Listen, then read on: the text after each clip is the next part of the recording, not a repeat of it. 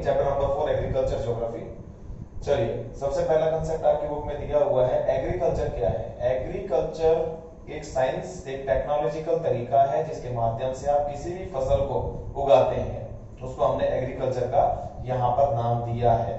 ठीक है, agree means कोई चीज जो उगाई जा रही है, कल्चर किसी एक सिस्टम के द्वारा, उसको हमने मिलाकर के एग्रीकल्चर बनाया है। इसमें आपके डिफरेंट डिफरेंट टाइप्स दिए गए हैं। बेसिकली आपको दो टाइप एग्रीकल्चर के दिए गए हैं। First one is primitive subsistence farming and second one is intensive subsistence farming. Primitive subsistence farming वो फार्मिंग का प्रोसीजर है जिसके अंदर एक छोटा जमीन का टुकड़ा होता है।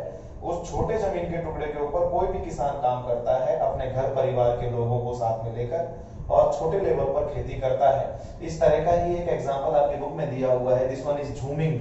झूमिंग को स्लैश एंड बर्न एग्रीकल्चर भी कहा जाता है, शिफ्टिंग कल्टीवेशन भी कहा जाता है, मिल्पा भी कहा जाता है, पोडू भी कहा जाता है। ऐसे ही आपकी बुक के अंदर बहुत सारे कंसेप्ट दिए हुए हैं, आपको तसल्ली से समझने हैं। प्रिमिटिव सब्सिस्टेंस फार्मिंग जो कि खुद के लिए की जाती है, खुद के परिवार के लिए की जाती है, इसके अंदर बेचने लायक कोई भी सामान उगाया नहीं जाता। इसमें जो कुछ किया जाता है अपने घर के लिए किया जाता है, स्मॉल पैच ऑफ लैंड पाया जाता है। Second one is intensive subsistence farming. Intensive subsistence farming में जमीन बड़ी होती है, बहुत सारे केमिकल्स का यूज किया जाता है। इस चीज पर ध्यान कम दिया जाता है कि क्वालिटी कैसी है, ध्यान दिया जाता है सिर्फ क्वांटिटी पर। जितनी ज्यादा मात्रा होगी उतना ज्यादा फायदा, और उस फायदे के लिए ये खेती की जाती है। इसको इंटेंसिव सब्सिस्टेंस फार्मिंग कहा जाता है। इसके लिए बाहर के मजदूर हायर किए जाते हैं। इसमें अनेकों प्रकार की डिफरेंट डिफरेंट फसलों को उगाया जाता है, और सरप्लस मटेरियल जितना भी होता है उसको सेल आउट कर दिया जाता है। इसके बाद आइए, आपकी बुक में गिवन है कमर्शियल फार्मिंग। जैसे कि कमर्शियल वर्ड बना है कॉमर्स से। कॉमर्स का मतलब है वाणिज्य, वाणिज्य का मतलब है पैसा। जिस खेती को सिर्फ पैसे के लिए किया जाए वो कहलाती है कमर्शियल फार्मिंग। मैंने आपको पहले में बताया सिर्फ अपने लिए, दूसरे में बताया अपने लिए, साथ ही साथ बेचने के लिए। लेकिन कमर्शियल फार्मिंग में अपने लिए कुछ नहीं किया जाता, जो कुछ प्रोडक्शन होता है सब कुछ बेचने के लिए किया जाता है। तो अगर आपसे इन फ्यूचर कभी कोई पूछता है कि इनमें डिफरेंस क्या है, आप इसको अलग अलग ब्लॉक्स में डिवाइड करेंगे। First one is primitive subsistence agriculture, second one is intensive subsistence agriculture, after that commercial farming और एग्रीकल्चर। इसको आप इस तरीके से डिफाइन करेंगे और तसल्ली समझाएंगे। सबसे पहले लैंड किस टाइप की होती है, छोटी या बड़ी, उसके बाद लोग कितने काम करते हैं, ज्यादा या कम, उसके बाद फसलें किस तरह की उगाई जाती हैं, उन सबको आप यहाँ डिस्क्राइब कर सकते हैं। आपके 3 मार्क्स का मैटर कंप्लीट हो जाएगा। इसके बाद आप आइए नेक्स्ट कंसेप्ट पर। कमर्शियल फार्मिंग का नेक्स्ट कंसेप्ट है प्लांटेशन।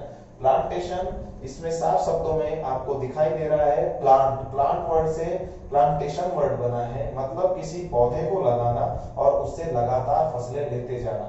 आपको ये सुनकर आश्चर्य लगेगा, जो गन्ना होता है, गन्ने को एक बार उगाया जाता है और उससे लगातार 3 से 4 साल तक फसलें ली जाती है। इसके पीछे कारण है, गन्ने को उगने के बाद उसके रूट के पास से काटा जाता है और छोड़ दिया जाता है, फिर एक निश्चित समय के बाद वो अपनी शेप ले लेता है, और इस तरीके से शुगर केन की खेती कंटिन्यू चलती है। इसी में टी आता है। आपने चाय के बागान देखे होंगे। चाय के बागानों के अंदर आप छोटे छोटे पौधों को लगाते हैं, वो पौधे 4-5 साल के अंदर मैच्योर होते हैं, उसके बाद आप उनको हटा देते हैं। Same condition for coffee.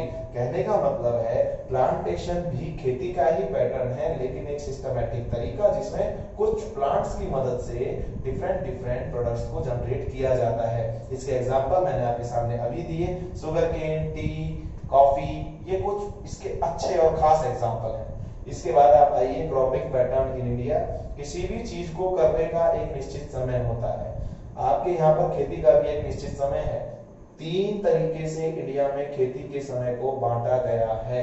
ध्यान दीजिएगा कौन कौन से, रबी, खरीफ और जैद। रबी की खासियत है, इसको विंटर की शुरुआत में लगाया जाता है और गर्मियों की शुरुआत के आसपास में काट दिया जाता है। इसमें उगाई जाने वाली फसलें मुख्य रूप से हैं वीट और मस्टर्ड।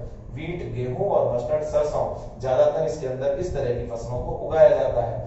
इसके बाद आप आइए खरीफ। खरीफ ऑनसेट ऑफ मॉनसून, जब ऐसा लगे कि अब बरसात का सीजन आने वाला है, उस दौरान खरीफ को उगाया जाता है। और खरीफ के अंदर आने वाली कुछ बेसिक हैं जैसे कि ज्वार, बाजरा और सबसे बड़ी चीज कॉटन, इसको खरीफ के अंदर रखा गया है। इसके बाद आता है जैद।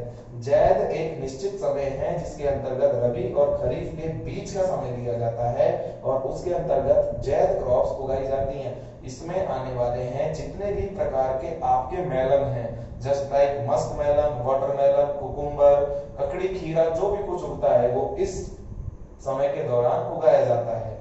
याद रखिएगा, ये किसी पेड़ पर उगाए जाने वाली फसलें नहीं हैं, ये सभी फसलें ज्यादातर क्रीपर्स में लगती हैं। क्रीपर्स का मतलब बेल। आगे की बात पर आइए, मेजर क्रॉप्स। किसी भी देश के अंदर अनेकों प्रकार की चीजें उगती हैं, जैसे कि ब्राजील आज शुगर केन के अंदर लीडिंग प्रोड्यूसर है। उसी तरीके से अगर हम देखें तो हमारे यहाँ मेजर क्रॉप्स कौन कौन सी हैं?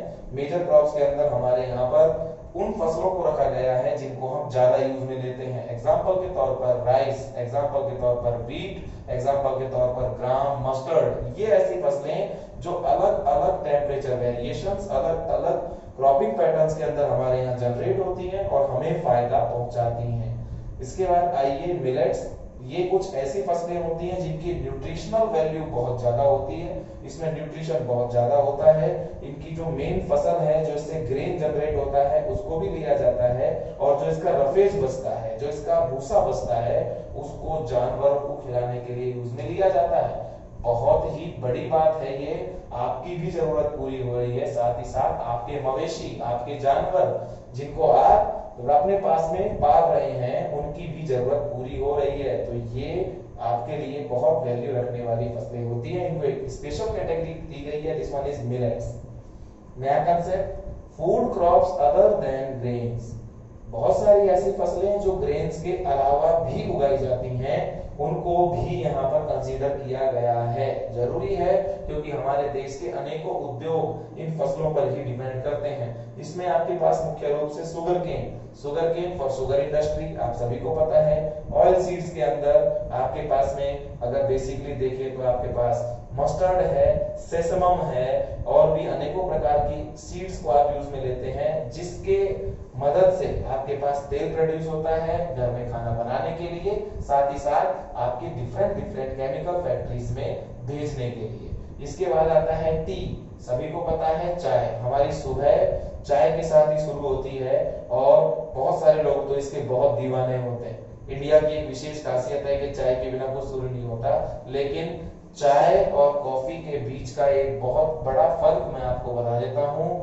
चाय हमारे देश के ईस्टर्न पार्ट में उगाई जाती है, जबकि कॉफी हमारे देश के सदर्न पार्ट में उगाई जाती है। मेरी बात पर ध्यान दीजिएगा। ज्यादातर टीचर्स इस बात पर बहुत कम फोकस डालते हैं। लोगों का सोचना है कि चाय और कॉफी एक साथ उगते हैं, लेकिन ये सरासर गलत है।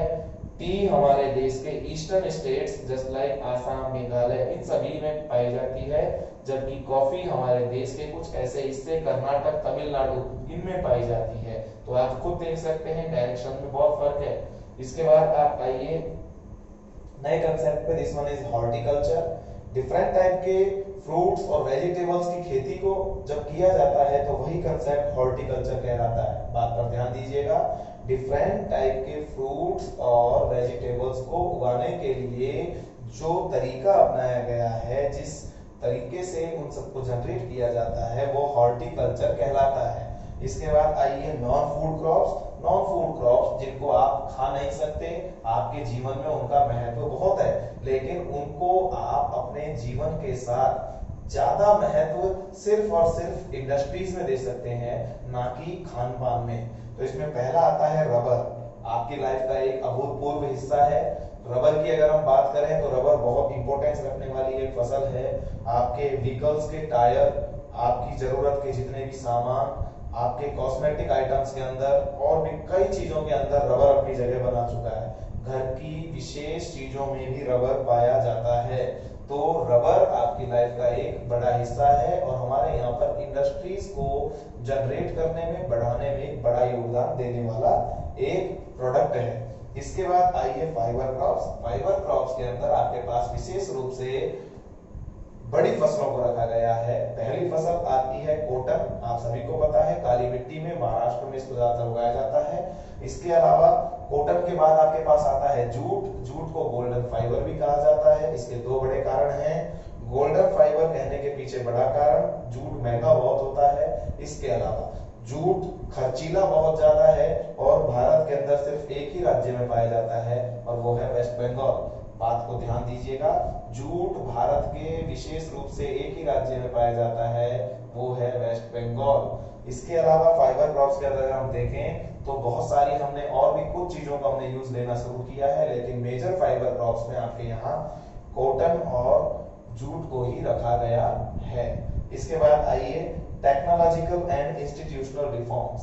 हमारे देश में पहले खेती पर इतना ध्यान नहीं दिया जाता था, लेकिन क्योंकि ब्रिटिशर्स हमारे यहाँ पर आए, ब्रिटिशर्स के जाने के बाद हमारी पॉपुलेशन बहुत तेजी से बढ़ी। उस पॉपुलेशन का पेट भरने के लिए जरूरत थी ज्यादा से ज्यादा फसलों को उगाने की और ज्यादा से ज्यादा चेंज करने की। तो हमने यहाँ पर एग्रीकल्चरल कॉलेजेस, यूनिवर्सिटीज, बहुत सारी चीजों का हमने यहाँ पर ध्यान दिया और उसी का परिणाम है कि आज इंडिया में बहुत बड़े बड़े इंस्टीट्यूशन चल रहे हैं जो कोर्स करवाते हैं। किसके बेस पर? एग्रीकल्चर के बेस पर। कौन से पेस्टिसाइड्स यूज में लेने हैं, किन चीजों को आप तरीके से अपने लाइफ का हिस्सा बना सकते हैं, किन से आपको ज्यादा फायदा होगा, किन से आपको नुकसान हो सकता है, किस तरह की तकनीक अपनाई जाए, इन सभी को बताने के लिए ये बड़े काम किए गए। और लास्ट आपके पास कंसेप्ट, एक इंपॉर्टेंस रखने वाला कंसेप्ट है जो कि भारतीय इतिहास का एक बहुत अच्छा कंसेप्ट आता है। दिस वन इज भूदान ग्रामदान। विनोबा भावे नाम के एक व्यक्ति थे जो कि गांधी जी के दत्तक पुत्र माने गए। गांधी जी के दत्तक पुत्र होने की वजह से उन्होंने गांधी जी की जितनी शिक्षाएं थी गांधी जी के मृत्यु के बाद पूरे भारत में फैलाने का जिम्मा लिया। इसी दौर के अंदर वो बहुत जगह गए और वहां पर उन्होंने लेक्चर्स दिए। उन लेक्चर्स का काफी अच्छा इम्पैक्ट पड़ता था। ऐसा ही एक समय आया, आंध्र प्रदेश के एक गांव जिसका नाम था पंचमपल्ली, उस गांव में जब वो लेक्चर दे रहे थे तो वहां के लोगों ने उनको बहुत गहराई से सुना और कुछ किसानों ने उठकर अपनी बात रखी कि हम आपकी बातों से सहमत हैं, लेकिन हमें आप जमीन दिलाएं, सरकार के सामने हमारी गुहार लगाएं, हमारी बात रखें ताकि हम कुछ नया कर सकें। इस बात से प्रभावित होकर के वहां पर बैठे हुए एक बड़े जमींदार जिसका नाम था रामचंद्र रेड्डी, वो खड़े हुए और उन्होंने अपनी 80 एकड़ जमीन 80 ऐसे लोगों को दे दी जिनके पास जमीन का टुकड़ा नहीं था। इस पूरे कंसेप्ट को भूदान का नाम दिया गया है। दोबारा समझ लीजिए, विनोबा भावे गांधी जी के दत्तक पुत्र थे। गांधी जी की शिक्षाओं को फैलाते फैलाते वो आंध्र प्रदेश पहुंचे। आंध्र प्रदेश के पंचमपल्ली गांव के अंदर जब वो एक दिन अपना वक्तव्य दे रहे थे तो उन्हीं की बातों को सुनते हुए श्री रामचंद्र रेड्डी नाम के एक व्यक्ति ने अपनी 80 एकड़ जमीन 80 ऐसे लोगों को दे दी जिनके पास जमीन ही नहीं थी। यही बात आसपास के लोगों के पास पहुंची और इसका बहुत बड़ा प्रभाव पड़ा। बड़े बड़े जमींदार, बड़े बड़े जागीरदारों ने गांव के गांव दान देने शुरू कर दिए और इसी पूरी कंडीशन को ग्राम दान कहा गया। जो रामचंद्र रेड्डी ने किया वो भूदान था, उसके बाद जो जमींदारों ने किया वो ग्राम दान था, और जब इस दोनों को कंबाइन करें तो इसको ब्लड लेस रिवॉल्यूशन भी कहा जाता है। भारतीय इतिहास या पूरे विश्व के इतिहास में शायद ही ऐसा कोई बड़ा एक आंदोलन चला जिसके अंतर्गत किसी प्रकार की कोई हिंसा नहीं हुई, किसी प्रकार का कोई नुकसान नहीं हुआ और लोगों को अपने अधिकार भी प्राप्त हो पाए। इस वजह से इसको ब्लड लेस रिवॉल्यूशन कहा जाता है। इसके आगे के पेजेस जो आपकी बुक में गिवन है वो सीबीएसई के माध्यम से हटवा दिए गए हैं। मेरी बात पे ध्यान दीजिएगा। भूदान ग्रामदान के बाद में जो इस चैप्टर में पेज नंबर 42, 44 के लमसम जो आ रहे हैं उनको हटा दिया गया है सीबीएसई के माध्यम से। ठीक है, आपको पढ़ना है भूदान ग्रामदान तक। अब आसानी की बात करते हैं। जिस भी जगह पर डिफरेंस आए आप ये तरीका अपनाएं और इसके अलावा जहां पर भी आप इस चैप्टर को कर रहे हैं वहां पर एक टेबल जनरेट करें। First column crop name, rainfall required, temperature required, states कहाँ कहाँ ये हैं, कहाँ कहाँ ये उग सकती हैं, और सबसे विशेष बात, अगर कुछ भी उसमें आपको एक्स्ट्रा मिलता है तो उसको आप इस कॉलम में डालें, आपका पूरा चैप्टर ऑन टिप्स तैयार हो जाएगा। इसी के साथ मैं इस चैप्टर को